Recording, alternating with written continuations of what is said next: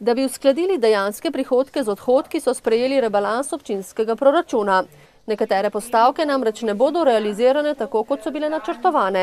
Predvsem pri večjih naložbah, kot so gradnja kanalizacije in čistilne naprave ter ureditev parkirišča in avtobusnega postajališča v Semiču.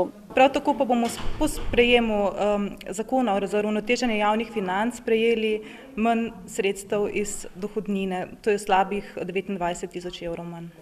Svetniki so razpravljali tudi o reorganizaciji poslovanja kulturnega centra Semič, ki se ne more sam financirati in predstavlja veliko breme za občinski proračun. Materialnih stroškov ni mogoče zmanjševati, spreminjati obliko njegove organiziranosti pa ne bi bilo smiselno, so ugotavljali.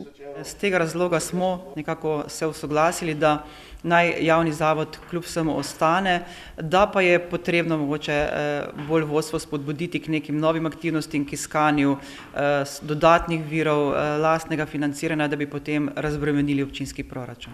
Svetniki so bili soglasni tudi pri sklepu, da bosta ob bližajočem se občinskem prazniku plaketo občine prejela Jože Cesar in prostovoljno gasilsko društvo Kot Brezje. Za njihovega kandidata za člana državnega sveta so izvolili Ivana Bukovca, za elektorja pa Petra Štuklja.